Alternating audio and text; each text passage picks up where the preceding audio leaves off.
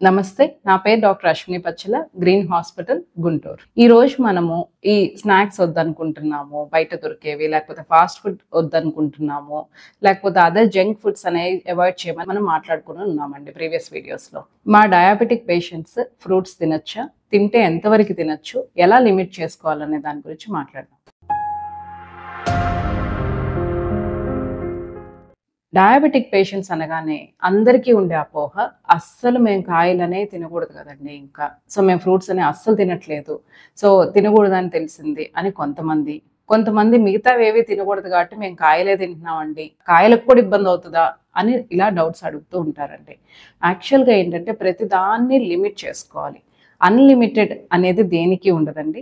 డెఫినెట్గా ఏదైనా కానీ ఒక లిమిట్లో ఒక టైం ప్రకారం తీసుకుంటేనే దాని నుంచి వచ్చే ఫుల్ అడ్వాంటేజ్ అనేది మనం తీసుకోగలుగుతాం. సో ఇప్పుడు ఫ్రూటే ఉంది, ఫ్రూట్ని ఫ్రూట్గా తింటేనే మనకి ఎక్కువ అడ్వాంటేజ్ ఉంటుంది. అంతేకాని దాన్ని జ్యూస్ చేసేసి ఈజీగా తాగేయచ్చు, లేకపోతే ఎక్కువ ఒకేసారి ఇప్పుడు 4 బత్తాయిలు తినాలంటే తినలేం, కానీ ఒక గ్లాస్ జ్యూస్ తాగాలంటే హ్యాపీగా తాగలం. సో దానికి వెళ్దాంలే, లేకపోతే పిల్లలకైనా దాదిద్దాంలే అని అనుకుంటూ ఉంటాం. కానీ దానివల్ల ఏమవుతుందంటే మనకి ఫ్రూట్ నుంచి వచ్చే ప్రతి న్యూట్రియంట్ కూడా అంతగా అబ్జార్బ్ అవ్వదు, ప్లస్ ఫైబర్ అనేది మిస్ అవుతాం కొన్ని ఫ్రూట్స్ లో. కొన్ని చోట్ల ఏంటంటే హైజీన్ కండిషన్స్ కానివ్వండి, లేదా ఎక్స్ట్రా యాడెడ్ షుగర్స్, ఐస్ ఇట్లాంటివన్నీ యాడ్ అవుతూ ఉంటాయి. వాటిని అవాయిడ్ చేయడానికి వీలైనంత వరకు కాయగా తినమని చెప్తా ఉంటాం. అది కూడా మనం ఏ టైంలో తింటున్నాం. డయాబెటీస్ ఉన్న వాళ్ళు ఉన్నారు, సో టిఫిన్ అయిపోగానే ఒక యాపిల్ ముక్కో, లేకపోతే కొంచెం దానిమ్మకాయ గింజలో, ఒక జామకాయ తింటున్నామండి అంటారు.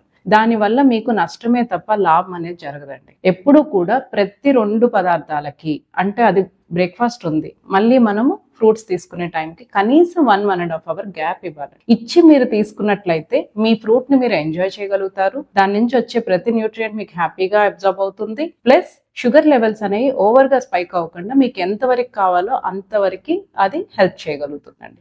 ప్లస్ మీరు ఆ టైంలో తినే స్నాక్ డెఫినెట్గా అవాయిడ్ చేసి మంచి దానికి ఫ్రూట్కి వెళ్తారు కాబట్టి మీకు 100% దాని నుంచి అడ్వాంటేజ్ అనేది వస్తుంది. అలానే అన్ని ఫ్రూట్స్ తినొచ్చా అంటే డయాబెటిక్స్ అన్ని ఫ్రూట్స్ తినలేము. కొంతవరకు కొన్ని ఫ్రూట్స్ వరకే మనం రెస్ట్రిక్ట్ చేసుకోవాలి.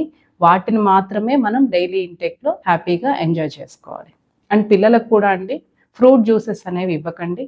వీలైనంత వరకు ఫ్రూట్గా ఇవ్వడానికే ట్రై చేయండి. అప్పుడే వాళ్ళకి వాటి నుంచి వచ్చే అన్ని అడ్వాంటేజెస్ కూడా వస్తాయండి.